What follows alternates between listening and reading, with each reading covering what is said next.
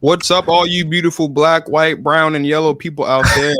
Oh, The okay. Protect Queens podcast presented by the Give Us a Shot Network. With me, as always, my brother in Christ, my partner in women's basketball crime, Martin Sories of the Basketball Society. What's up, my guy? How we feeling?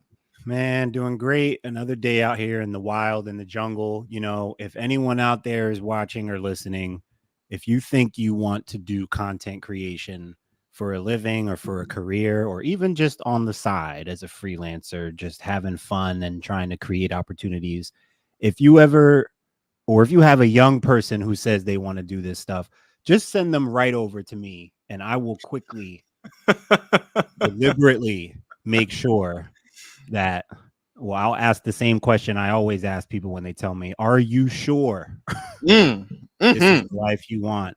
Because as my brother and I say to each other all the time, this content stuff is no joke.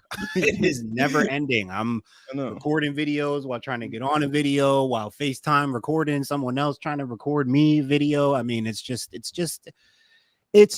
a crazy lifestyle, you know. But you know, if I didn't breathe and meditate, it would have crumbled me by now. So yeah, that's my testimony for tonight. Good to be here, though. Absolutely. If you don't like women's basketball, this is not the place for you. Welcome to the Protect Our Queens podcast. We are live in action. If you're watching live, welcome. Definitely stay tuned for the conversation tonight. We've got a great guest that'll be here in a few minutes. Some good stuff to chop it out about tonight, Tuesday night, Protect Our Queens night. Time to talk some women's basketball. It is. What do we got going on, Marcus? What's the deal? Well, as you alluded to it, we have the one and only Nick Andre joining us on the show. He'll hop in here in just a couple moments to talk about some women's basketball. As always, of course, we have our What's New POQ, which we'll get into in just a second. But we'll be talking about Caitlin and Angel, diving into that a little bit more. We'll be talking about Cheryl Swoops and Caitlin Clark, diving into that a little bit. We'll talk a little bit about Rickea Jackson. It's been a minute since we've done that, and Martin knows, you guys know at this point by now, I'll take any excuse possible to talk about Miss Rickea Jackson and how great she is.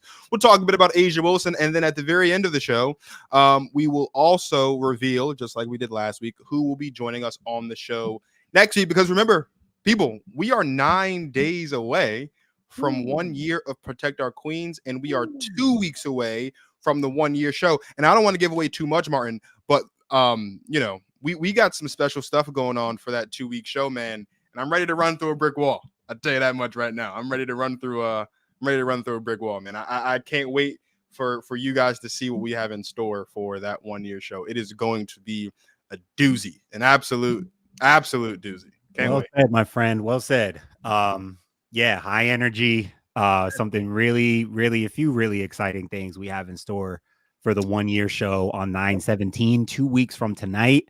So if you're watching live, if you're watching back the recording of this, just make sure that you will want to be watching the Protect Our Queens podcast in 2 weeks from tonight, 9/17. Same time, same place. We'll be celebrating our 1 year, doing some really special celebratory things. But yeah, Marcus said it well. We have something in store that had Marcus ready to run through a brick wall yesterday. Very exciting. Very exciting. Let's get into some what's new though, real quick before we bring Nick on.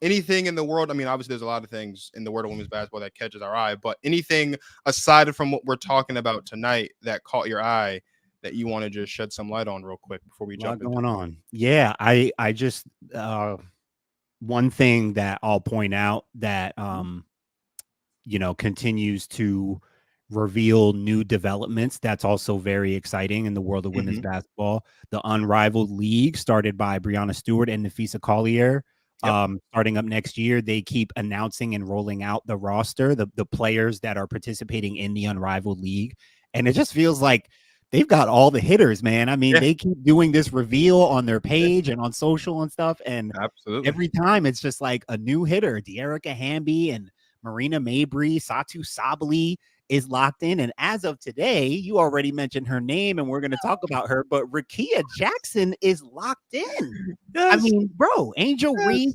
Skylar Diggins Smith, like, bro, the list goes. It feels like we've got all the hitters coming out so far, man. Yeah. And it just Yeah. it speaks to their credibility, and it also speaks to the excitement about this new league and this new option for these players to be able to still compete in the offseason. And I think it's really important that they're getting players that people are going to want to see. So Yes. it's really very exciting. Rickea Jackson today. I mean, at this point, I'm not even surprised anymore. I swear. No, not at all. Every rollout, Not it's at like all. it's a new hitter. It's a Yeah. new hitter, man. They got no misses over there. So very excited for Unrivaled. They're doing a lot of great stuff over there, and wanted to give them love for that latest rollout on the Unrivaled roster.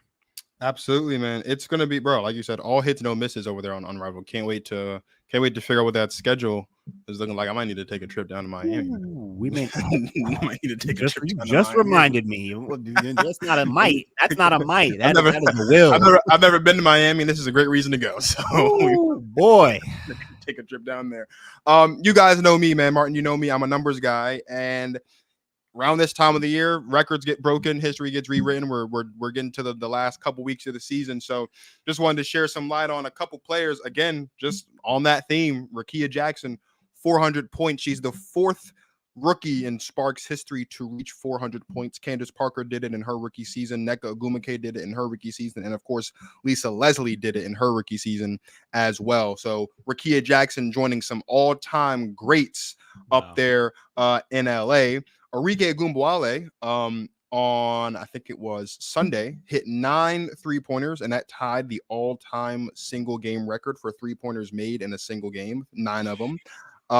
It's also the most 3-pointers made by a Dallas Wings player in a single game. So when you talk about a top 5 scorer, you talk about a lethal shooter, that conversation has to include Arike Ogunbowale. A'ja Wilson has been on a tear as of late. She's averaged like 36 and 13 or 36 and 16, something like that these past couple games.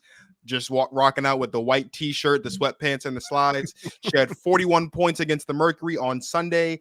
That is her 4th game of 40 or more points, and that ties both Breanna Stewart and Diana Taurasi for the most 40-point games in WNBA history. I Bleav that's in a career, and those are only 3 players to have that many. On that same A'ja Wilson wave, 30 and 10. She has 7 30 and 10 games. That's the most in a single season in WNBA history. Caitlin Clark, 595 points, is the most points scored by a rookie in a single season. And of course, Angel Reese, 418 rebounds and counting, the most rebounds recorded by a single player, rookie or otherwise, in WNBA history. She is still on pace potentially to become the first player to get to 1,000 or to get to 500. And A'ja Wilson, by the way, is on pace. I Bleav she's just shy of 200 points now of becoming the first player to get to 1,000 points in a single season. So we've got the chance to see 2 first-time evers in the WNBA this season. Going back to your point you made a couple weeks ago on the show, this has been the year of women's basketball. This has been the year of record-breaking in the world of women's basketball. We're seeing that continuously in the world of the WNBA. Just wanted to share some light on some of those records that were broken over this great Labor Day weekend, man. Great stuff, man. It's a lot going on. A lot of records being broken, a lot of history being made. Absolutely. A lot of talent to appreciate across the board. Absolutely. Before we get into the third and final part about in this What's New POQ segment, we do want to bring our guest of honor up here onto the screen so he can join the conversation with us, the one and only Nick Andre. Get him, brother. How are we feeling? Sir. Man, I'm feeling great, man. It's an honor to be on with you guys, man. I've been a big fan of you guys for a while now. I see you guys been doing your thing, man. I know that you guys are close to a year now doing this show, man. So it's an honor doing this, man. This is a long time coming. I know that we've been discussing trying to get me on for a while now, so I'm glad that we're able to make it happen, man. So I'm excited. We're fans of you too, brother. We're fans of what you do and how you do it. We love your tweets. We love your writing. We love your work. Thank you. We love your show. We love the work you're doing, man. So all 3 of them. All 3, all of them. A lot of working, man. Right. That's right, man. You working, you doing the work. So we appreciate you for coming through, man. No doubt. As I mentioned, Nick, this is something that we do at the beginning of every show. We just kind of do a quick little just recap of some of the the important things in the world of women's basketball that don't actually make the show as far as an actual segment. And there's been one thing that has been super prevalent in the world of women's basketball, at least over the past couple of days, especially it resurfaced over this weekend. And that is this ongoing, I don't even know if we want to call it a saga. I don't know if that's the right word, but this ongoing thing that shouldn't be a thing between Sheryl Swoopes and Caitlin Clark. The latest chapter, I guess, in all this was written the other night, last night, actually, when Stephen A. Smith had Nancy Lieberman on his podcast, and they unpacked this. They had a lot to talk about. Obviously, the Caitlin Clark fans, as I like to call them on the the Caitlin Clark Coalition, has had a lot to say about this conversation. Ocho and Shannon Sharp have had a lot to say about this, but I wanted to get your thoughts, Nick. What's your take on this whole Sheryl Swoopes, Caitlin Clark thing that a lot of people have turned into a thing that I personally don't even think should really be a thing? Yeah, I agree. I don't think it should really be a thing. I just think, a lot of new fans, I think they're kind of in their feelings and everything. I mean, we don't know for sure. Like, at least for me, I've never heard Sheryl Swoopes say, I don't like Caitlin Clark. I mean, and it all pinpoints back to even when she was on the Gilbert Arenas podcast, and she basically made a statement saying that she didn't think that Caitlin was going to come into the league right away and dominate. But that's her opinion at the end of the day. It's critical. It's not her saying that Caitlin's going to be a bust. It's not her saying that Caitlin's not going to be a great player. It's just her giving her own take and her opinion. I mean, considering Sheryl Swoopes is a legend, 4-time champion, 3-time MVP, she's been in high pressure situations, from college, even in the WNBA. So obviously, her take, I think people should hold value to that, considering that she played in the league for multiple years. So that's just my thing. But I think a lot of people, they didn't like that, because there's a lot of people, I'll be honest, there was a lot of people even during Kayla's college days that said she was going to come into the league and win MVP right away. It was just pretty much crazy. So, and then on top of that, I mean, even more recently, I think Sheryl Swoopes does her podcast with Jordan Robinson. That's a dope podcast as well.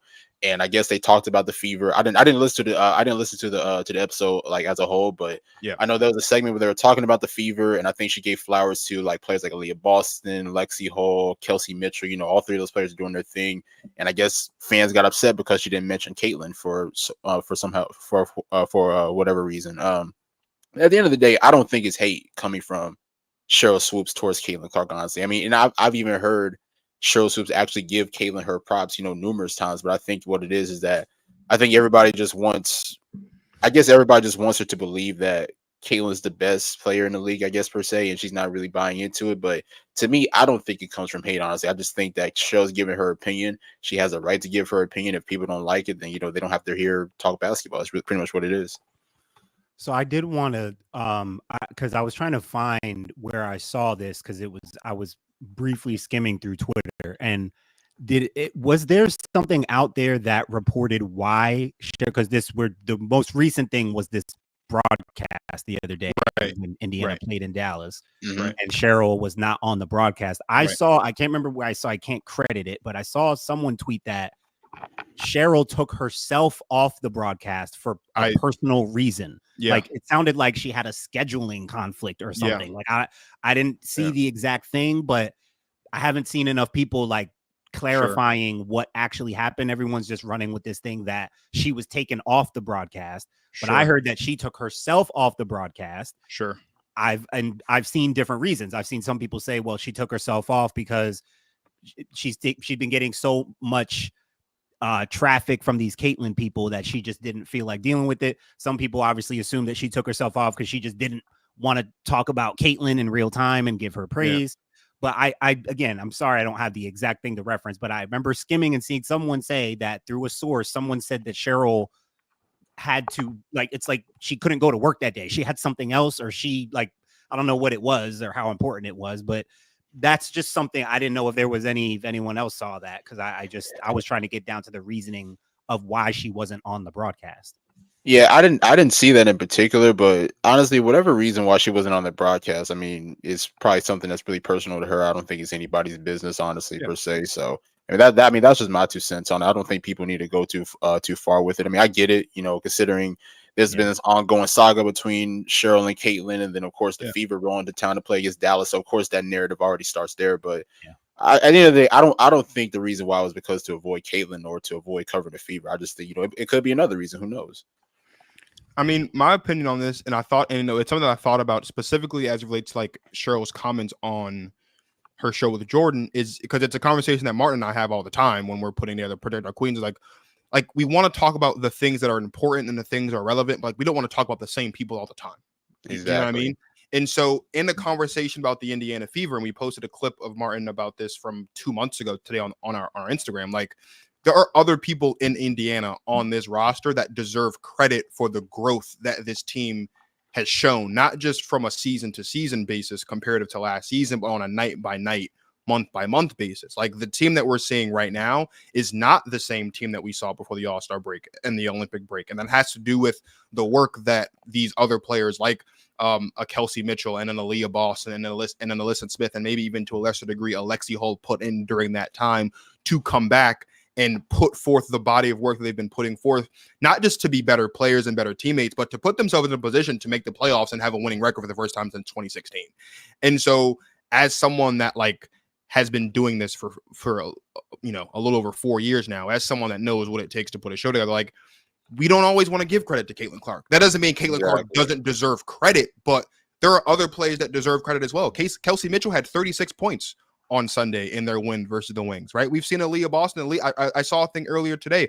Aaliyah Boston leads all players in assists on 3 points made returning from the break. A lot of that has to do with the fact that she's playing with Caitlin Clark and Kelsey Mitchell and how lethal they've been, right? Like all of these players in Indiana have grown and developed, and they all deserve credit. And I think it's tough to be in Cheryl's shoes in that way, because it's like with Caitlin Clark fans, if you don't see anything nice about her, you're hating.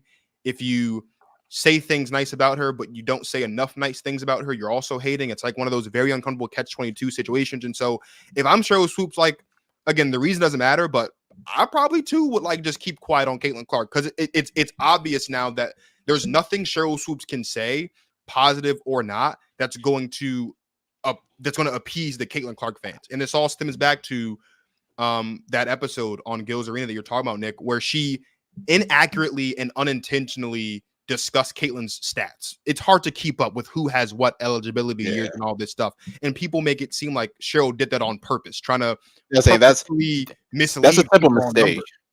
Yeah. I mean, like, we mess up numbers all the time. Like that's not the overall point of what she was saying. In that same clip, she started off with saying, we even showed it on the show. In that clip, she literally said, do I think Caitlin Clark will be a good pro? Yes. Do I think she's going to show up night one and dominate?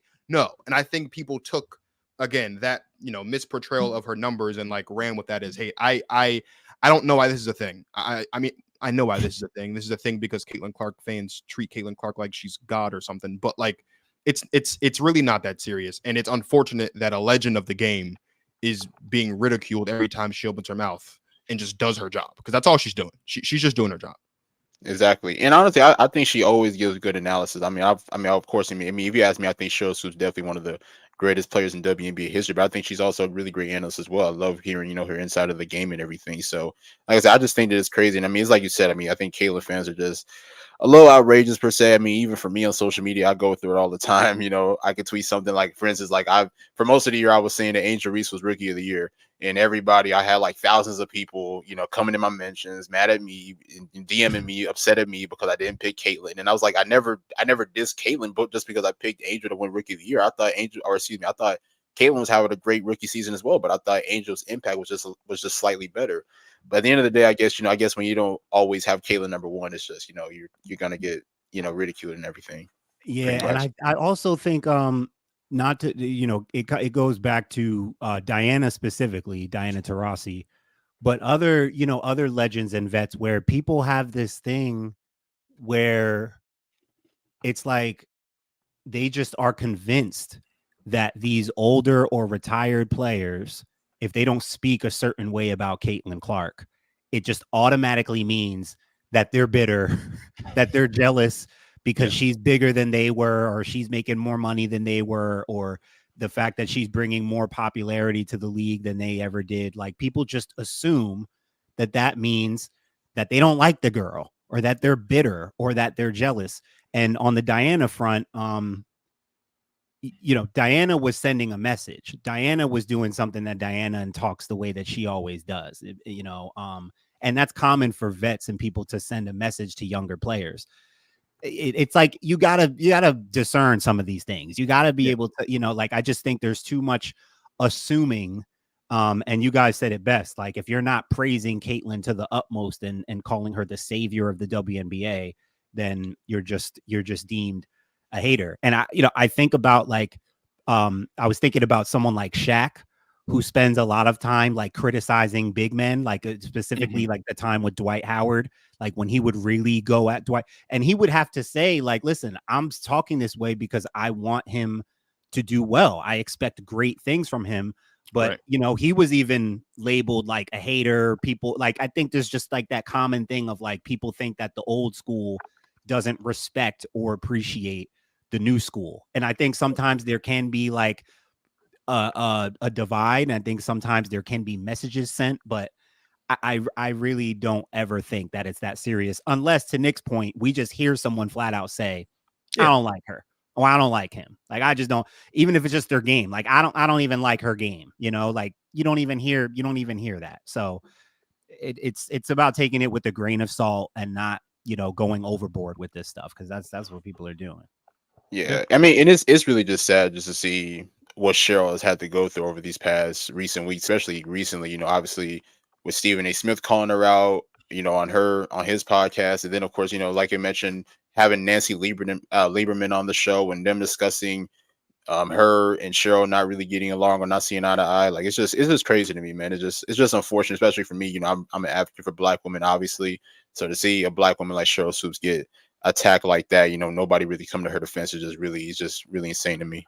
Yeah, and if Stephen A. wants to do something productive and meaningful, have her on the show. Bring Cheryl on your show. Don't just be talking about her. And she pretty much invited herself on the show, but he didn't. She sure did. And bruh, buck up and come on now. Do something. Don't like, you making us look bad out here, bro. Come on. Exactly. Now. Get her on the show.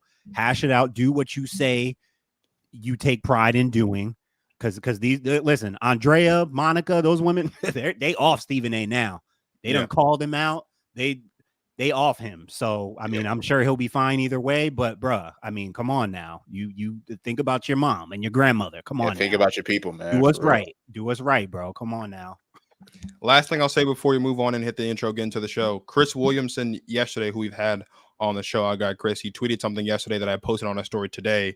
If you are genuine about your coverage in the WNBA, it will show. If you are just hopping on because it's popular and do the surface level work, that will also reveal itself in your work. We are seeing a lot of instances of people from the top of the food chain to people on our level that are podcasting who are just doing surfer level stuff because it's cute and they want the clicks and the likes and the views and the comments. And there's people out here actually, in the weeds doing the work to show the respect that the WNBA deserves. And every time it comes to Caitlin Clark, those two sides, I think, in my opinion, are so very clearly identified. Like it's so clear all the time who falls on what side of that fence. You guys ready to get into the show and talk about some other cool stuff? Yes, sir. Let's do it, man. Let's do it. Protect our queens. No matter what it takes, we must protect our queen. I mean, I just love playing the game. It's fun. I'm reacting on what the defender does. I hit them with a hezzy. After that, they quit. Yeah, I think I've always just been able to get downhill. So I've sort of prided myself on that. I know what I'm doing. Like, people can't tell me I'm not doing the right. Like, I've been taught the right way.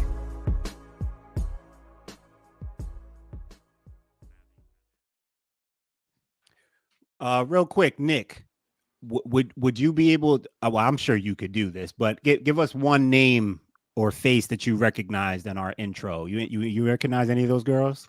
Yeah, obviously Hannah Hidalgo. That's one of my personal favorites. I thought she had a really dope freshman year. Gigi as well. I actually just got put on to Gigi like probably a couple months ago. I saw a couple of her high school highlights, and she's special. She's really special. I think she was in overtime select as well recently too. She was. So yeah, she's a real deal. But I'm really trying to dive into more of the high school scene, man. I mean, obviously, I've been covering the game for about 6 years now. So obviously, I've been doing W for a while, college and everything, but trying to get more into the high school scene as well. Because I mean, I'll be real. I think women's basketball. I mean, of course, we're seeing the growth now, but I think moving forward is going to really elevate moving forward. Because I mean, I think there's a lot of talent going to be coming up as well. So I'm really about to tap into more high school scene as well.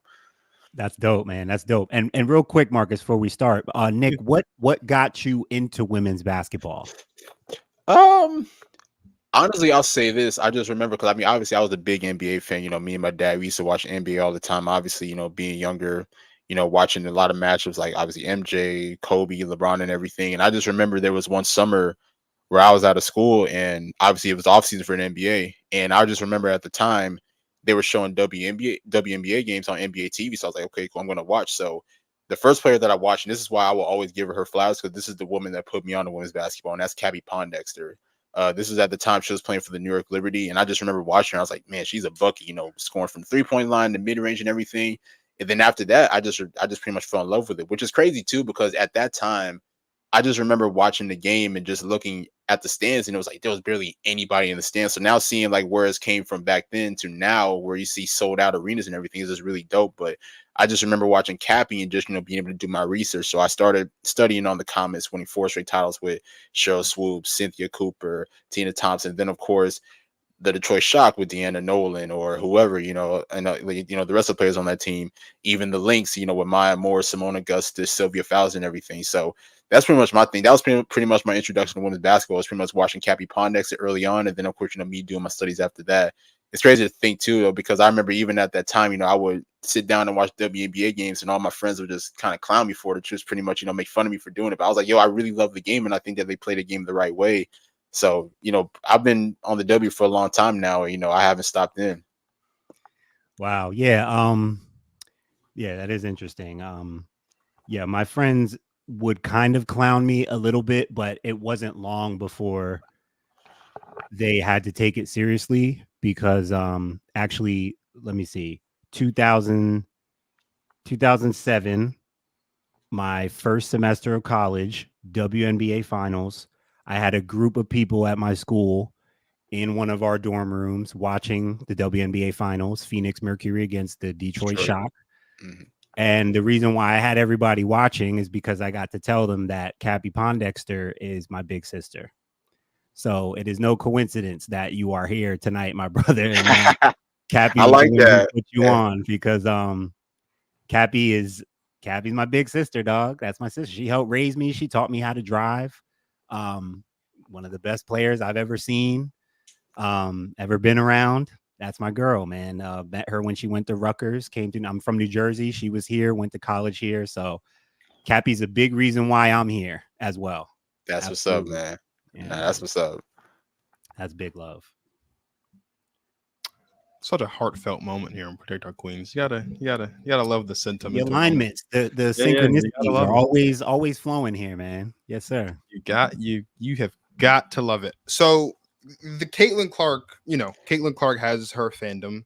Angel Reese has her fandom, and both Caitlin and Angel, and multiple times over the course of the season, have acknowledged that a lot of this pressure, a lot of this hate rivalry that exists when you talk about Caitlin and Angel has a lot more to do with like the media and the fandom, and nothing really to do with Caitlin and Angel. So Nick, I'll start with you because I feel like this is something that we have to talk about oftentimes in sports, right? In your opinion, would you say that Caitlin Clark and Angel Reese are actually rivals in any way? I guess in like some way, but I wouldn't say like the way that the media paints it. Like, I've seen so many comparisons, like people compare it to Magic and Bird. I don't really consider it on like that level. But obviously, when you stem back to obviously those two, I mean, honestly, even dating back, not even the championship game, but even back when Angel was playing for Maryland and they both met in the Big Ten tournament. And then, of course, a couple years later, of course, them meeting in the national championship game, and then of course LSU and Angel Reese getting that win, and then recently them playing in the I think it was the Elite Eight when Caitlin ended up getting her revenge. So I guess you could say it stems from that. And then, of course, this year, I mean, of course, they've matched up, I think, about 3-4 times this year. And I think both of them have had really good games. So, obviously, whenever those two teams go up against each other, the Fever and the Chicago Sky, of course, that's always going to be the head-to-head matchup, or that's always going to be the headline of the matchups is Angel Reese against Caitlin Clark.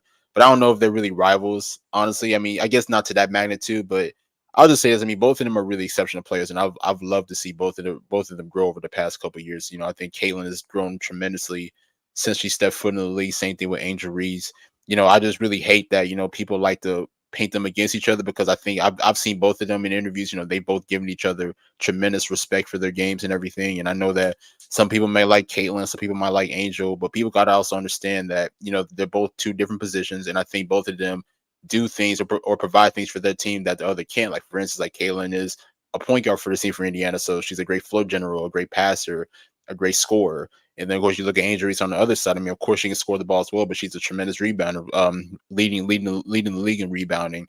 And even, obviously, with breaking the record for double doubles, and of course, breaking the record for rebounding. So, I think what it is that people always try to compare one to the other. Like, people always talk about how Angel is always, rebounding off her own misses and everything, but people don't take into consideration, how she's pretty much going up against a lot of elite bigs in the league, whether it's Asia Wilson or Alyssa Thomas or Brianna Stewart or whoever it is. So I mean, I get that, but and then of course, Caitlin too. I thought Caitlin also had some problems early in her career as well. I mean, I think that she turned the ball over a little too much, but like I say, both of them have grown tremendously, since they stepped foot into the league. So my thing is that I just think that we should appreciate both for what they provide and where they can go, because I think both of them in year one they've done a lot of tremendous things. I think they both have had some record-breaking type rookie seasons that I don't know would ever be duplicated probably in like the near future. Yeah, I think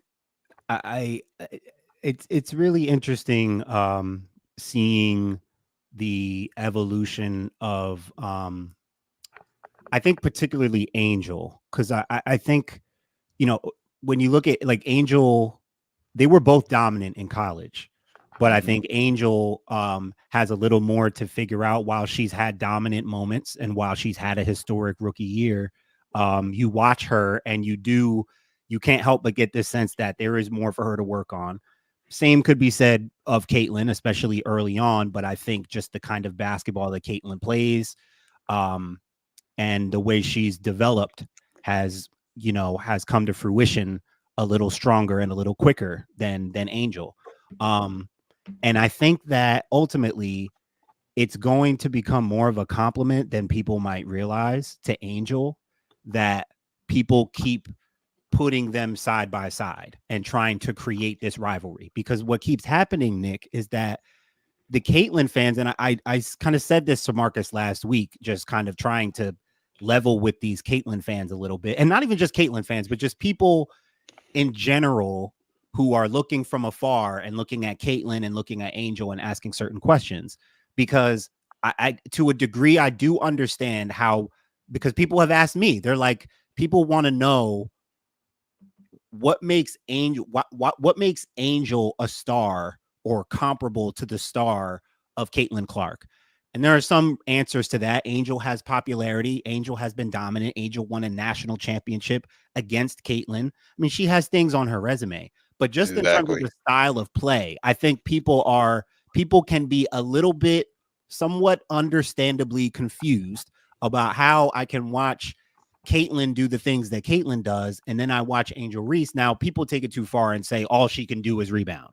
That's all she does. It's like, okay, you're not even making sense. Like but I do think people are a little confused by like, why is this even a rivalry? Right. Like, and you have to know your history a little bit, but like, if you just watch them at surface level, you see what Caitlin can do.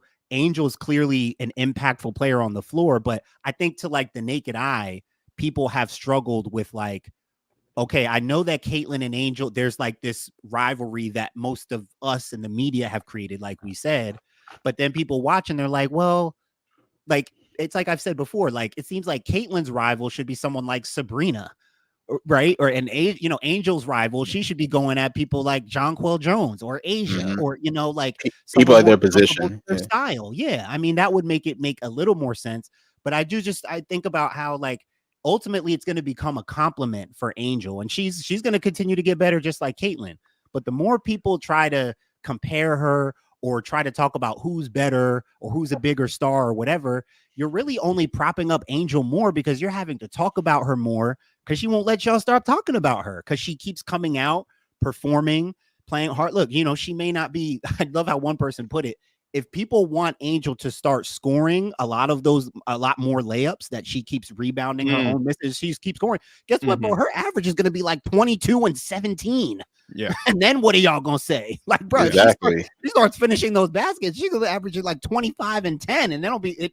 Yeah. Then y'all really going to have a problem on your hands. So I just think I think people are propping up Angel in some ways without even knowing it, by continuing to put her in the same breath as Caitlin Clark, because they they don't really have a choice at this point.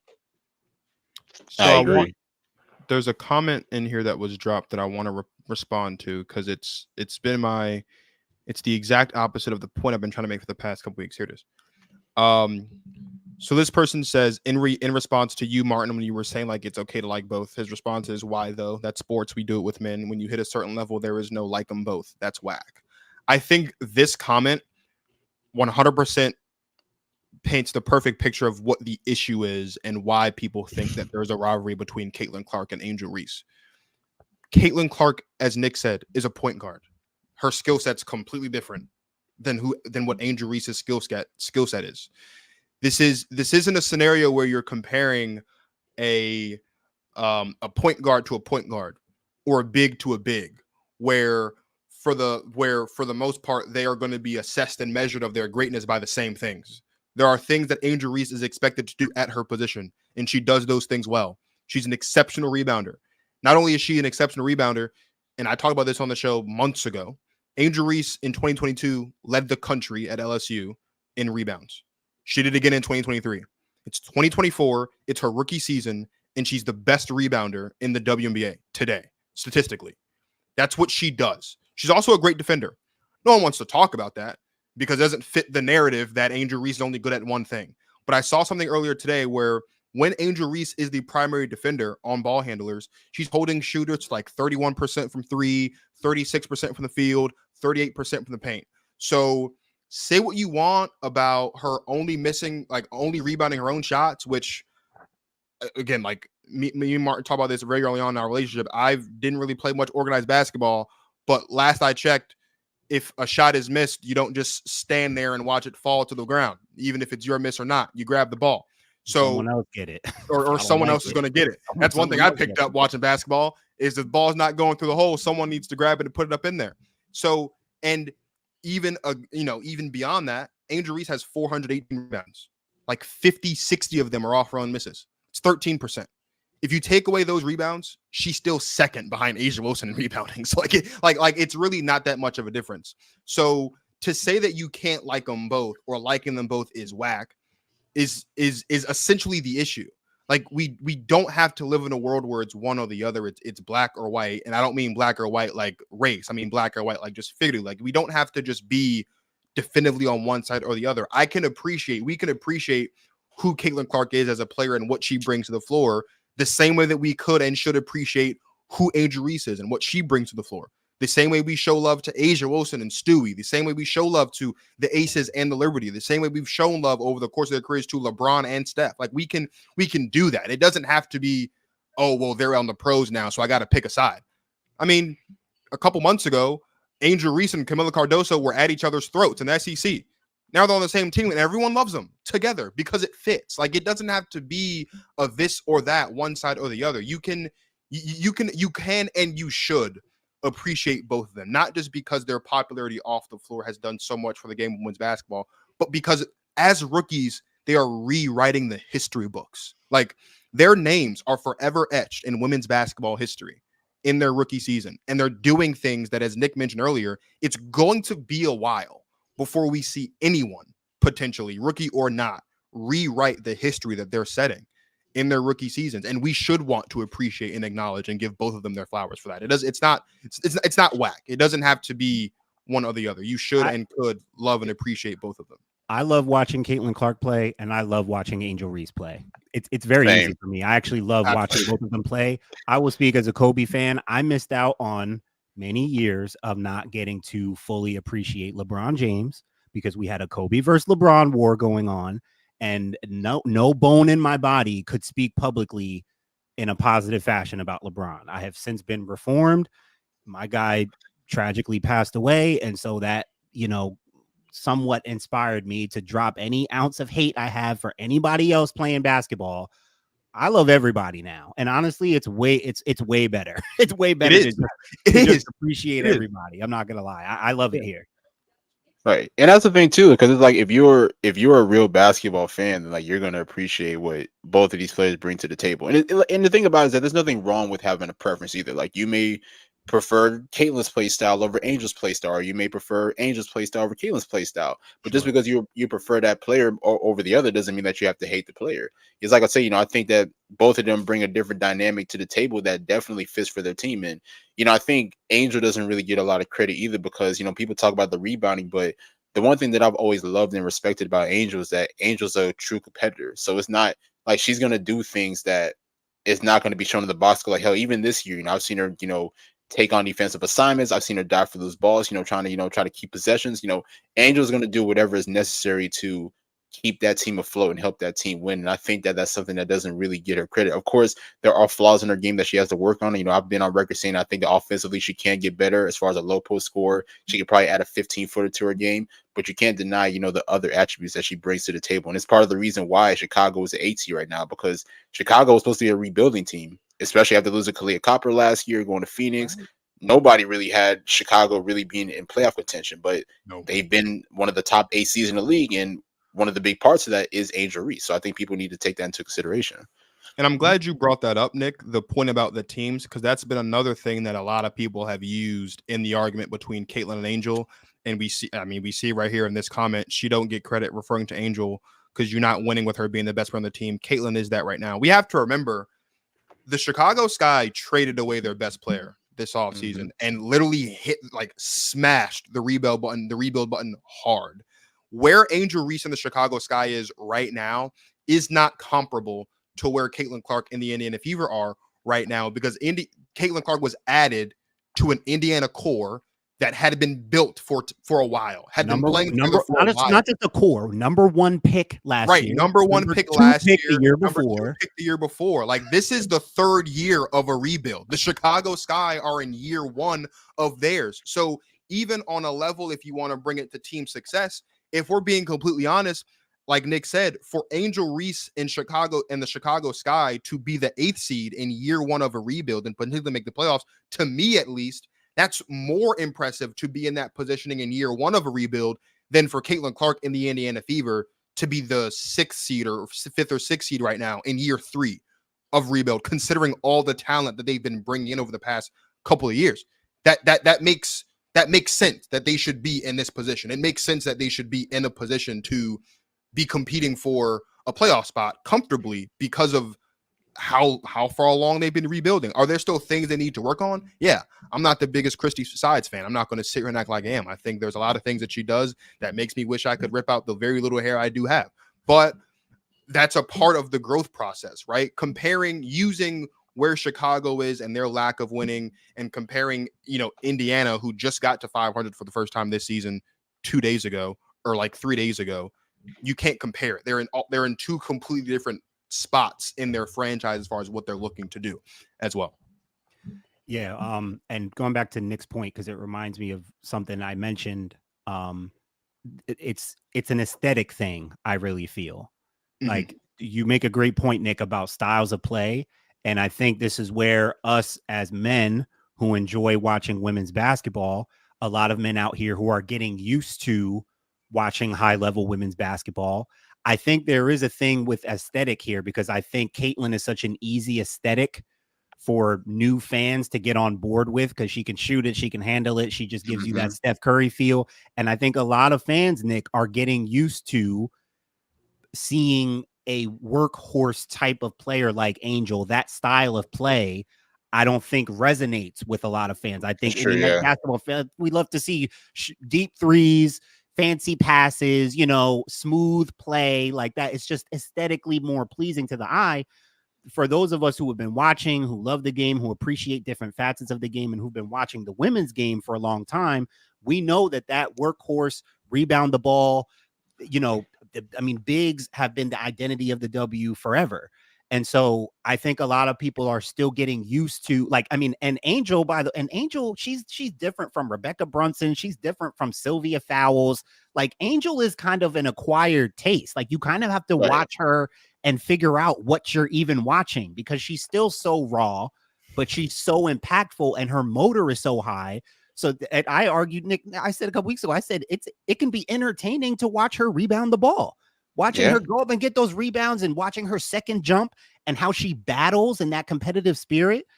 that's entertaining. It may not be as entertaining as seeing the deep threes and all that stuff. I get that, but it's still a level of entertainment there.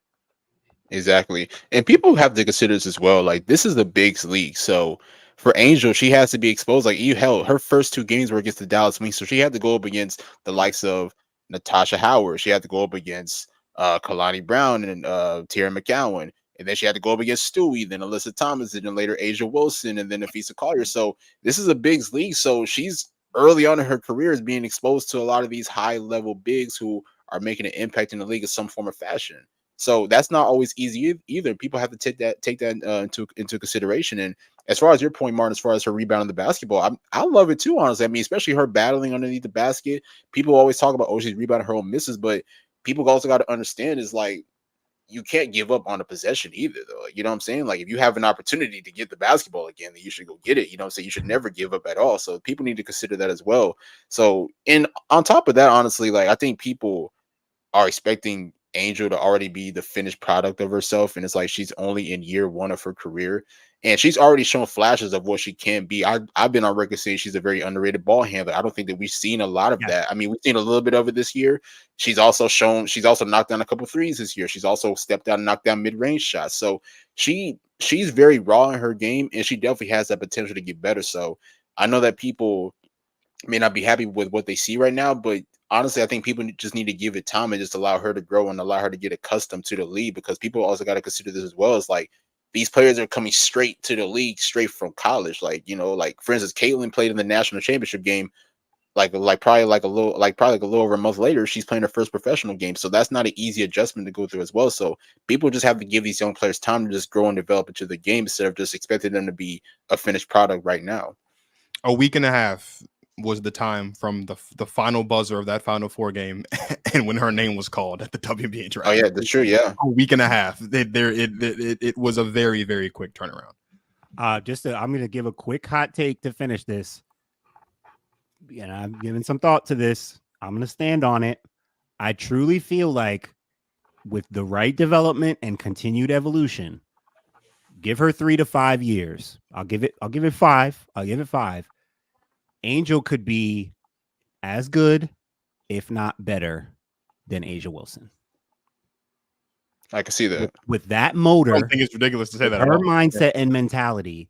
I mean, it seems like all she's missing is the jump shot, right? But really a couple of things, just the touch and the feel, and just, you know, some other things there too. But I'm glad you brought up the ball handling, Nick, because we saw that a lot more at LSU. Even passing and playmaking, I think we could see a little bit more, because I think she's a better passer playmaker than people give her credit for. I truly feel if she is committed to continuing to develop those nuances of her game, again, starting with just the jump shot. I was watching a game recently. Someone got a technical. They put Angel on the free throw line. And I don't know the numbers. She's actually a really good free throw shooter. She's shooting like around 75% or something like that. So I think they're doing things to try to encourage her to, you know, clearly they're working on her on her weaknesses and stuff. But I'm just like, based on what we're seeing this first year, if she puts together jump shot, timing, feel on top of what she's already doing, I'm telling you, she'll be the next great big. She could be just as dominant as Asia Wilson. The off season between the rookie season and the second year for WNBA rookies is their first actual off season. And so we will get to see a lot of that growth, because these girls didn't really have an off season this year. They went straight from, most of them, right? The ones that were picked to high went straight from tournament to WNBA, training camp, all that stuff. Not a lot of rest for the weary. They're going to have a full off season. And you might be right, Martin. We might be looking back on this 5 years from now, and she might very well be just as good, if not better, than Asia Wilson. Let's move on and talk about another rookie. But before we do that, we're going to toss it to a clip of Nick talking about the one and only Rickea Jackson. The other day, and Lo knows about this too. Like, I tweeted the other day, Rickea is the best scorer in this draft, and I stand on that. And they were killing me. They were killing me. I remember you saying this. They're like, oh no, it's Caitlin. And I'm like, I'm not taking nothing away from Caitlin, like, at all. But for anybody who's watching, if you think that Caitlin is a better scorer than Rickea, I mean, you're entitled to your opinion. Tell me what Caitlin does offensively as a scorer that Rickea can't do. Rickea has a mid-range game, score off the dribble, efficient from three, can attack the basket.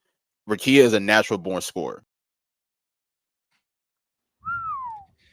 Martin Sories, if you remember back to our draft special we did after the draft with our guy Mikey Hughes of the Shy Kid podcast, I spent a good 5 minutes on that show ranting and raving about how Rakia Jackson was the purest scorer in this draft. I posted a clip on our Instagram talking about how Caitlin Clark's probably the best, and Angel Reese is probably, best overall. Angel Reese, the best defender. But I was very adamant that Rakia Jackson was the best offensive player in this draft. So imagine my pleasure, Martin Sories, when I am meandering on Twitter one day and our guy Nick Andre just echoes what I've been saying for the past couple months. Nick, what is it about? Absolutely, bro. What is it about Rakia to you, Nick, that makes her so special, that makes her the best offensive player in this draft? Because I think she's the purest, most complete offensive player overall player in the draft.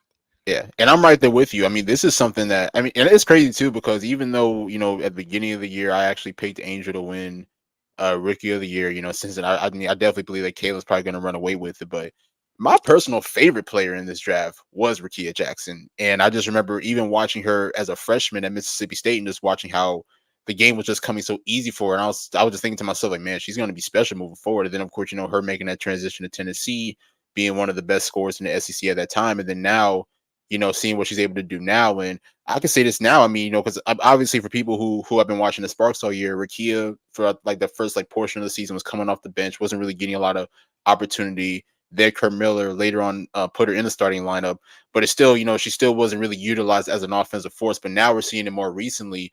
So I'm thinking to myself, like, if Rakia was, if what Rakia is doing now, she was able to do at the beginning of the year, she would definitely be in this Rookie of the Year talks, if you ask me. And as far as what makes her special to me, I just think it's like I say, even in the clip, she's a natural born scorer. I think that the game just comes super easy for her, and I think the Sparks have really understood that too. She's a great 3-point shooter, mid-range scorer. The one thing, she has tremendous footwork as well. I think her with her size as well. I think that I think that she could be a matchup nightmare for a lot of wing defenders. And I love how she uses her body too. I think that she absorbs contact really, really well, especially going up against a lot of physical defenders. So like when you look at what she's been able to do throughout this rookie season and just even getting better, like even a couple of weeks ago when they played Dallas, she scored 16 in the first quarter. I think she shot like 5 for 5 or 6 for 6 in the first quarter. And that just show you right there. And then, this is going up against like top tier talent like Satu Sabali, Enrique Gubawale, who are known as pretty good defenders. So Rakia to me is just, I think it's crazy too, because I think I want to say I was having an engagement with somebody on Twitter, and we were predicting like maybe probably the next maybe 3 to 4 years, I wouldn't be surprised if she was the lead scorer in the league, just because I feel like she just has that type of talent. Honestly, she's very efficient. I want to say even in that clip, in last week's episode of my podcast, I want to say when I was doing the numbers, she's been shooting like at least around 50% over the last like 10 to 15 games. So she's been super efficient, over these past couple weeks. So Rakia is just super special to me, man. I love what she's been able to do. I saw that she surpassed 400 points. Like I mentioned earlier. So, to me, even though she may not be in this Rookie of the Year race, because it's obviously been between Kaylin and Angel all year, but Rakia is one of those players that's going to be really good the next couple of years. I think people need to really look out for that. Yeah, it sucks that we missed out on Cameron Brink getting hurt early on. Really sucks for the Sparks. Her and Rakia working together just was really growing on me. Mhm. And Cameron, arguably would have been in that Rookie of the Year race as well. And just seeing the different talents that are coming up from this draft is really cool. And on top of that, sorry not to cut you off real quick. I just wanted to point something out as well. I think Rakia's defense is something that is not really getting discussed enough, because I think she's been really good defensively, being able to play passing lanes, using her hands, being able to force turnovers. I think even since game one, she's been able to show her value defensively, and I think it's carried over to the rest of this year as well. I'm glad you mentioned that, because we're talking about her as a scorer, but also just what makes her special. And so the fact that you've seen her engagement and her ability on the defensive end, she's obviously quick for her size. She's got that length, really good intuition and IQ. So those things definitely lend to being a good defender. The only thing I'll say quickly on the scoring front, and Marcus knows that I like to check this because as a scorer, you're supposed to be awarded certain privileges starting with shot attempts. And right now, Rakia is only taking 10 shots a game, guys. 10 or 11 shots a game. Second only to De'Erica Hamby, noted. She think she's taking around 13 a game. But that's what, listen, a scorer of that nature needs 15 shots. Give me 15 shots. Give me 15 shots. What am I taking 10 shots in a 4-quarter game for? Get her 15 shots, and let's see what she can really do as a primary scorer. And honestly, I mean, just to capitalize off of that, I think she needs to be more utilized in the fourth quarter. I feel like she's not really being utilized enough down the stretch of games. Okay. And on that point, and I kind of talked about this a little bit on the show. I think it was last week or the week before, because after like one of their losses, Kurt Miller in a press conference had said the one thing that Rakia needs to work on is improving her play in the fourth quarter. And my initial reaction was, well, you don't really give her that much run in the fourth quarter. And there were stretches before the break where, you know, Martin and I are having text exchanges and Rakia is looking like their best player because she's closing out games. I remember her in either the first or second meeting against the Aces. Down the stretch of that game, Aces ended up winning that game, but Rakia Jackson kept the sparks in it until the very end because of her ability to hit shots. I remember we were talking at least a month or two ago, and Martin had dropped a note about how at one point in time she was averaging, it was like 1.1 or 1.2 points per shot attempt or something like that. So at the very least, she was getting to the free throw line. I'm sure that number has gone up, especially with, you know, how efficient she's been. But to me, it's like the versatility. Like, and this is something I mentioned after the draft. There's not a shot on the floor she can't hit. So, like, to your question about what is it that Caitlin Clark can do that you know Rakia Jackson can't do, in my mind, I almost kind of want to like flip that question and say, like, there are a lot of things that Rakia Jackson can do that we know that Caitlin Clark can't do.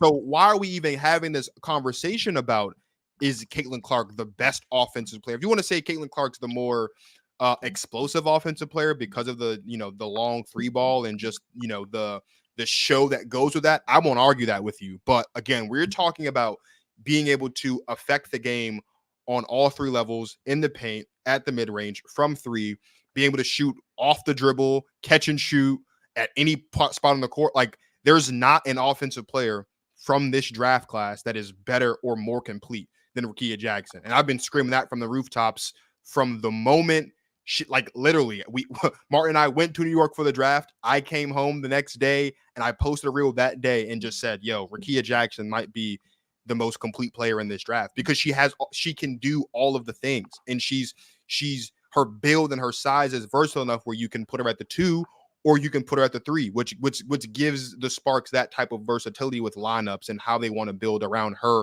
And to your point, Martin, Cam as well. Like, I don't know if the question should be, what is it that Caitlin Clark can do that Rakia Jackson can't do? I think the question should be, how many things can Rakia Jackson do that Caitlin Clark can?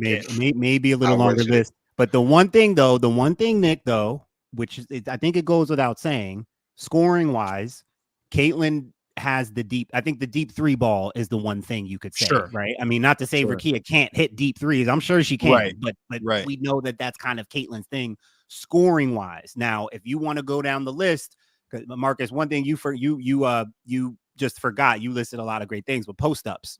Rakia can post you up, score in the post, mid post. Like, what do you want? I mean, so I mean, there's a long laundry list of scoring attributes that you have to check off. Yeah. And I think it's fair to say Rakia checks off a few more than Caitlin right now. Yeah. Right. And that's the thing too, because I mean, obviously, I mean, you guys know this too. I mean, the game has evolved so much, you know, and I think a lot of teams and a lot of players have utilized the 3-point line to their advantage, you know, what I mean, which is cool. You know, I'm glad to see the evolution. But the one thing that I've always loved, and I always talk about this too, is like what makes scores great to me is how you can score the mid range. And I feel like the mid range is somewhere where players have to be able to utilize and be able to really use their skill set around that area. I mean, we see many great players like Michael Jordan, Kobe Bryant, Kevin Durant, Carmelo Anthony, or whoever it is, Tracy McGrady, or whoever it is, you know, a lot of those great players have something in common, and that's because they were able to be elite in the mid-range game. And I think that's something that makes Rakia Jackson special as well, is being able to score in the mid-range. So the other thing as well, I mean, it's like I say, you know, I mean, as far as explosive wise, I mean, of course, Caitlin, you know, with deep threes and everything, that's cool. But at least me as a pure basketball fan and, you know, watching players score, I love seeing Rakia score in the mid-range. You know, to me, like, that's where she really shows her skill set. So polished. It's almost reminding me of like the KD versus Steph like debate, like Sure. who's better or who's the better scorer, like it kind of reminds me of that. And I think in the next couple of years, we'll hear and see more people vouching for Rickea Jackson. Cause like her game just speaks volumes. Like the more people that get to really tap into her, they're going to really understand. They are certainly going to understand. We spent a lot of time talking about these young stars like Caitlin Clark and Angel Reese and Rickea Jackson, who in more ways than one are competing with each other. But there is one player in the WNBA who it's at this point kind of hard to figure out who exactly her immediate competition is.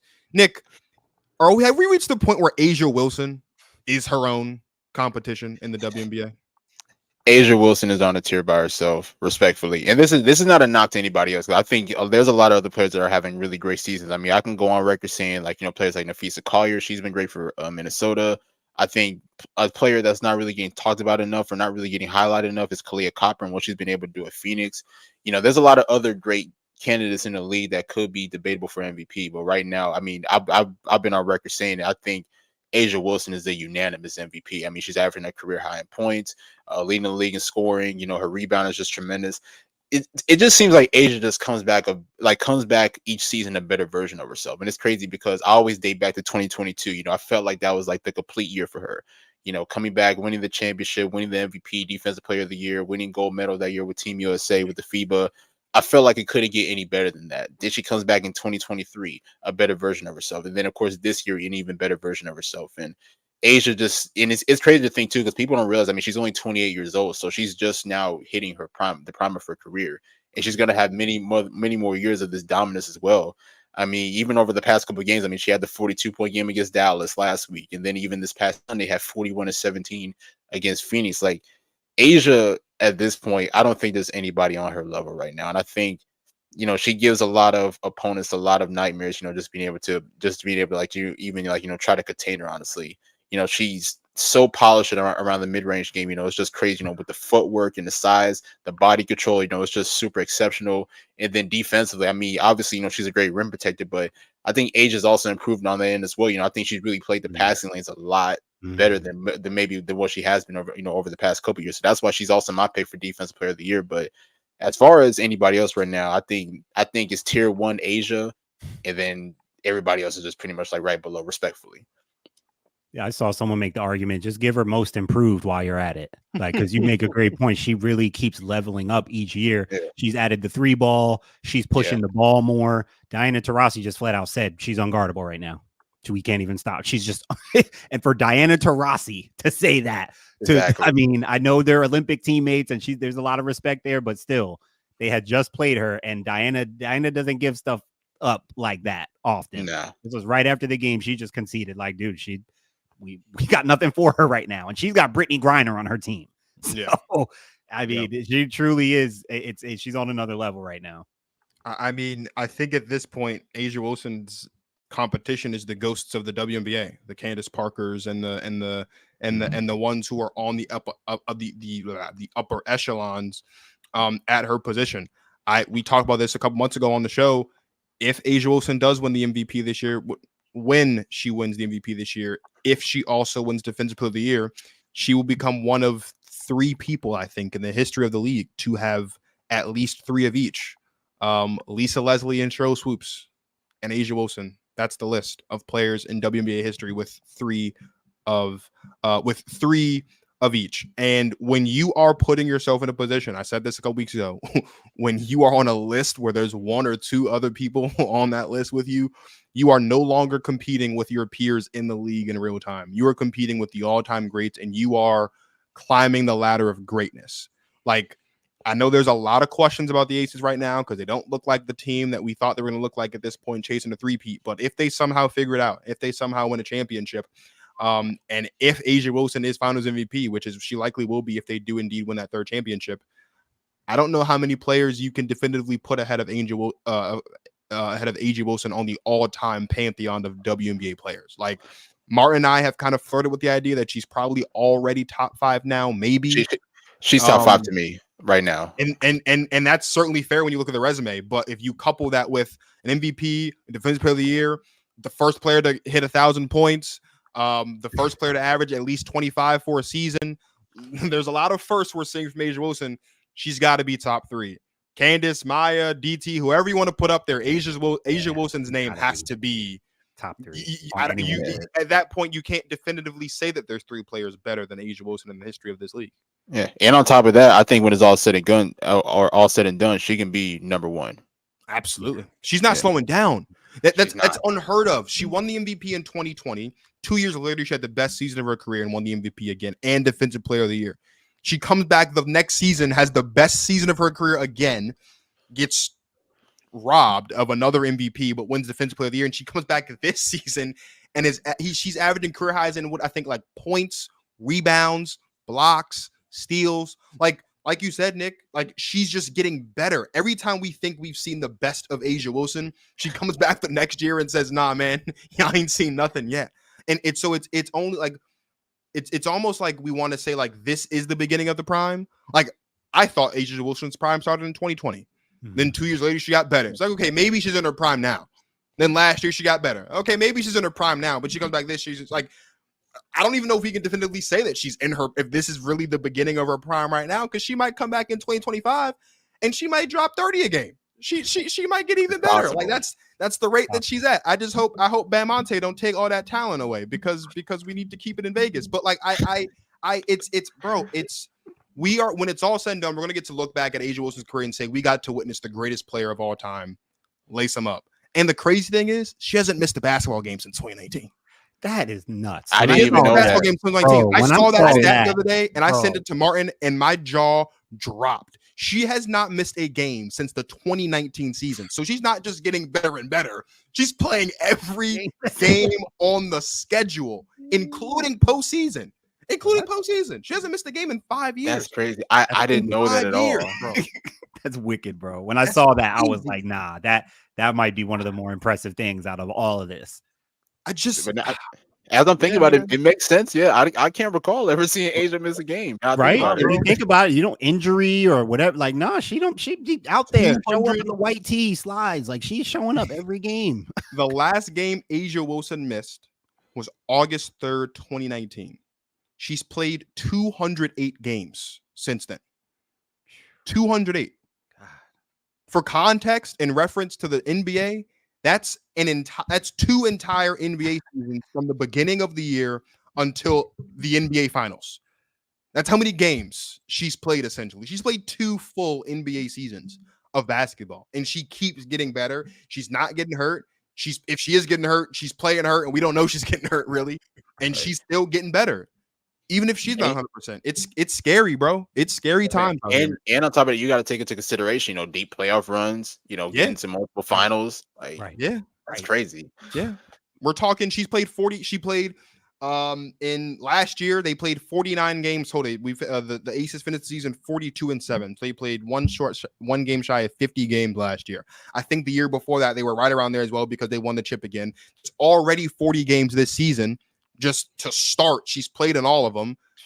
No telling how many games going to take depending on it. Bro, she's I don't know, bro. She might have you mentioned I like how you mentioned like some of the ghosts of the past. It's really cool to see how A'ja has really just not even taken the mantle, but just ran with it.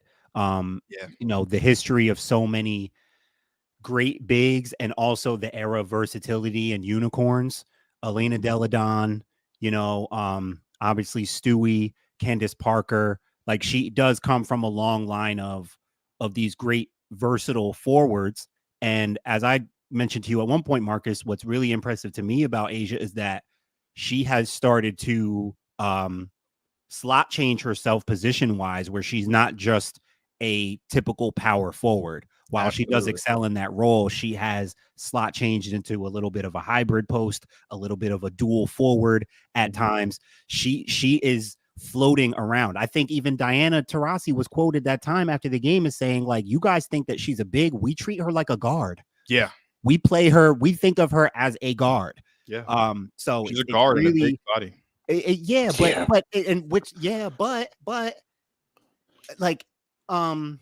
I would say that more about like a Brianna Stewart.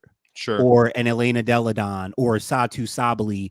Like Asia is not really a perimeter player, really. Right. Like she's expanded. She can handle the ball.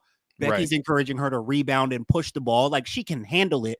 But I'm saying, like, we don't see her go up top of the key, Right. hang you side to side, like Exactly. catch, triple threat, catch and face, right? She'll take a couple dribbles, stop, pivot out. Like she has counters and stuff, but that's what makes it even more impressive to me. It's that she's a big in a big's body, but she has expanded her abilities into more guard play, perimeter play. Obviously, her shooting the basketball, she's probably the best shooting big ever already. For sure. So you don't know what to do with her. She keeps expanding. So she's not just a dominant power forward. She's shown to be able to be other things as well. The way to stop Asia Wilson is pray. Pray. Pretty much. Pray or hurt her. Yeah. Pray or hurt her. Those are your options. White tees up. Yeah. Take them white tees. Take them white tees away. I don't know, man. It's crazy. I mean, these last 3 games, like I said, top of the show, she averaged like 36 and 15, 36-14, whatever it is. Like she's T-Mac. Like, come on, nuts, bro. She's a power forward. She's nuts, man. Crazy. She's nuts. One more thing before we go, Nick. There's 12 teams in the league, right? And so obviously, like, we're gonna talk about all 12 teams at some point. We're gonna show love to all 12 teams at some point, and what they do well. But are there any players, or is there any team or teams this season that you feel like hasn't been getting enough love that you've been super impressed with so far this year? I wouldn't say they're not getting enough love, but I've been really impressed with the Minnesota Lynx. And I think I've seen it even from game one. And you got to think too. I mean, they had a lot of new acquisitions like Courtney Williams, Alana Smith, and Natisha Heidemann. So sometimes, when new players are coming into the team, it takes a little while to really, build that chemistry, and become accustomed to one another. But from game one, the chemistry has just been there. And I think obviously Fee has been leading the way. Fee is, an MVP candidate, but I've loved the production of Courtney Williams, especially her moving into this playmaking role, really being able to connect with her teammates, finding the shooters, being able to connect with the pick and roll and everything. So Minnesota is a team, and I am hoping that the Aces can three-peat, because I think that would be dope to watch. But Minnesota might have a really high chance of winning it this year. I don't know if many people have them as a favorite, but Minnesota has a really good chance of possibly winning it all this year, if you ask me. Yeah. What do you like about Minnesota as opposed to like a New York? I think the ball moving on offense, and I'm not saying that New York doesn't have ball movement, but to me, it's almost like, I don't know, like it's like when I watch Minnesota, it kind of reminds me of like that old San Antonio Spurs team, with Duncan, Ginobili, Parker, and those players, like how they make that extra pass, how they try to find like how they pretty much, sacrifice a good shot for a great shot, so that's just the thing to me. And it's like everybody knows their role on that team. Some people, they know the roles as a post player, they know the roles as a spot up shooter, they know the role, they know their role as, as a creator. So it's like everybody's clicking on all cylinders for Minnesota to me. And obviously, with them being coached by Cheryl Reeve, who obviously coached that dynasty team, who won 4 championships. So I don't know. I feel like they have the perfect formula to me to win it all. And that's one thing that I love about Minnesota. I think you make some great points. The times I've been able to watch Minnesota, I see all of those things too. I talked about their size. I feel like they have good size at every position. That makes them a difficult matchup for people, and they just play good basketball. It's pretty simple. It's not too flashy. They know who they are. I think all those things matter. I think you make great points. I do wonder. One thing I wonder about Minnesota is if they will want to or even have to utilize Alyssa Peely and or Diamond Miller come playoff time. I think those are 2 players who can make them a little more dynamic. That's my one thing about Minnesota when I watch them. Are they going to be dynamic enough going up against a Vegas, even Connecticut, New York, where they have shot makers, all-time great scorers, even on these other teams, right? Is their style of play going to hold up when it comes down the stretch, when it's time to get a bucket and you need special play, right? Do you think they have that kind of edge to come through and execute when those moments come?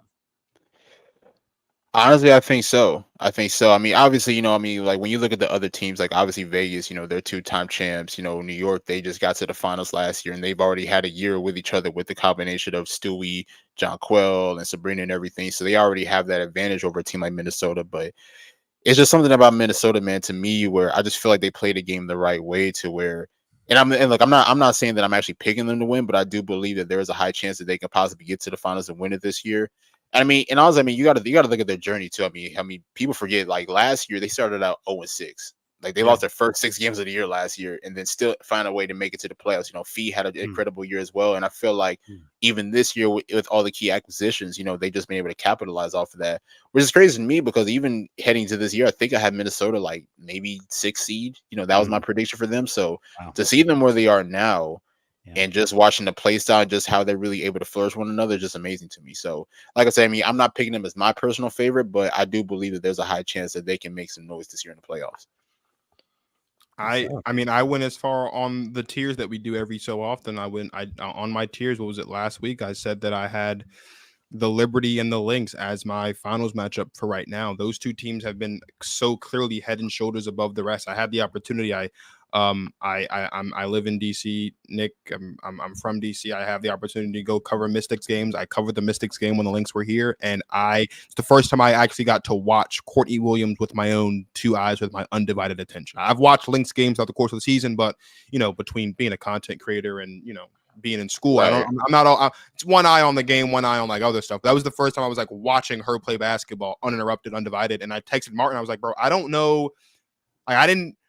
I'm sorry, Courtney Williams. I wasn't familiar with your game to steal a line from Shaq. Like I just wasn't familiar, bro. Like I wasn't familiar, and I watched her play, and I texted one of my mentors, and I was like, watching her play in that game. I don't know if it was because of the feel of the game and how tight it was for a little bit, or that's just because of it's just the way that Courtney Williams played. But watching her play basketball in that game reminded me so much of Chris Paul's run with Phoenix the year they went to the finals. And how like down the stretch of games when they needed a shot, they went to Chris Paul and he got to his spot no matter what. And the defense knew where he was going and he was still able to get to his shot, put that shot up, and it was right elbow. right elbow. And I watched Courtney Williams destroy the Mystics defense in the mid-range in a way that I've never seen a basketball team be destroyed from the mid-range ever in life. And I fell in love with Courtney Williams instantly on the spot. Up there in the 200 section. But like, so the Lynx, they offer so much trouble for like it's like Martin said, the size, it's hard to stop them. Like there's so much versatility on their team where like if you look at their record against some of the other higher seeds in the playoffs, they have a winning record against all of them. They have a winning record against the Sun. They've got a winning record against the Liberty. They got a winning record against the Aces. Like it's hard not to see them making it to the finals when they have a winning record against all of the teams that you could expect to potentially knock them off. Like they have been consistently the best team, I would say, in the WNBA. I know Connecticut got off to a hot start, won like 11, 12, 13 straight games, whatever it was. And we were all in love with Connecticut. And as Martin mentioned on the show last week, the week before, Chicago probably handed them a little bit of a second wind, a little bit of rejuvenation with just dropping off Marina Mabry like that before the break. Yeah. And she's been averaging more points on better efficiency since going to Connecticut. So that you talk about handing someone a championship potentially. Chicago might have done that, but like Minnesota, bro, like it's tough. They might do it. Like they have all of the things. They have all the things. They have an elite guard who can hit shots and can facilitate. They have a player on the team who has a motor, unlike most in Nafisa Collier. They have the size, the versatility. They've got the coaching and the experience. Like, I don't know. There's only 2 teams in the league right now that probably have more experience or more of those things that we look for, and it's the Aces and the Liberty. And they've consistently beaten both of them when they've matched up head to head. Yeah. So it's hard not to think that the Lynx can win their 5th championship in franchise history this season. It's hard. It's hard to pick against them right now. It really is. No, most definitely. And another team that I can mention to you guys too. I mean, I'm not saying that they're championship contenders by any means, but I do Bleav that the Indiana Fever could give somebody problems in the first round. Like with the way that they've came back from this Olympic break and they've been able to flourish. Obviously, Caitlin, but then you talk about Kelsey Mitchell, who has been hooping really well. Aaliyah Boston, who in my opinion is one of the best 2-way bigs in the league right now. Like with the way that they've came out in the second half of the year, and if they can close the season out on the right note, whoever faces them in the first round is they're gonna give them a lot of problems. Honestly, it's gonna be a handful. There'll be a handful for anybody. It's gonna continue to ride on Caitlin. She's gonna need to have. If people think that they can make a run, it's gonna be on her to lead the charge for sure. She's gonna have to get comfortable early. Hit some big shots early, get adjusted to that playoff atmosphere. It's gonna they're riding her out. So we're gonna see. Ironically enough, do you guys want to guess who the Fever's current first round playoff matchup would be if playoffs start tomorrow? I'll probably say Minnesota. Are they second seed? Minnesota Lynx. Minnesota. Yeah. You have Minnesota in the That'd be a really good series. So series. yeah, that would be. I think that'd be a good first test for Minnesota because this Indiana Fever team, as we mentioned earlier, they've been getting it together. We've been seeing this backcourt and Caitlin Clark and Kelsey Mitchell arguably be the best backcourt in the league post-Olympic break. We've been seeing Aaliyah Boston and Alyssa Smith find their rhythm a little bit more. We've seen the pieces around them find their rhythm a little more. Again, there's a lot of things Christy Sides does that I don't like, but Indiana Fever players and personnel-wise, they're getting it together. That would be a pretty good first test for the Minnesota Lynx to see if they really have. And I'm sure they'll win the series, but you can't, like Sue Bird said a couple weeks ago, no one should want to see the Fever right now because they're starting to figure it out, and they're starting to figure it out at the most important time of the season, leading into the playoffs. And Sue's biggest point that she made was pace over size. She believes in pace over size, and so if that would be a matchup that would really test those two styles. Absolutely would test. Agreed. Yeah. Well, we did go a little over today than we normally do, but that's all right because it was a great conversation and a great time with our guy, Nick Andre. We're glad that you're able to join us on the show tonight to talk everything that we talked about. To those of you that were watching live, tapped in with us, joining the conversation, commenting, we appreciate all that. Please, for those of you guys that watch this back, don't be afraid to drop comments, like, subscribe to the network, share with your friends, whatever. Follow us on Instagram at Protect Our Queens. Follow Nick on Twitter as well at Nick Andre ATR, right? That's it. Yep. Yeah. To stay tapped in with him. As I said at the top of the show, as I said last week, the countdown is on for the 1 year show. Last week at the end of the show, we announced Nick was on the show. And so it's time now at this point to announce who will be joining us on the show next week. The one and only Lauren Mincy, former pro and current basketball trainer. Lauren Mincy will be joining us on the show. For those guys who have been following us over the course of this year, we were originally going to have Lauren on earlier in this year, but some things got in the way of that. So we're glad we're able to kind of spin the block there and get Lauren confirmed at this time as we're gearing up for the 1 year show. So please make sure that you are tapped in with us next Tuesday night, same place, same time, as Lauren Mincy joins us on the show. Before we get out of here, Nick, do you have any final parting words for the people watching at home?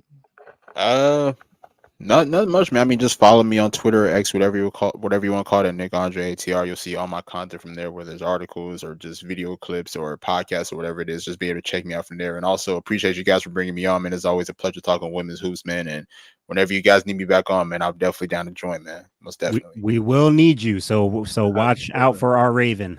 We will need you again. Yes, sir. Definitely.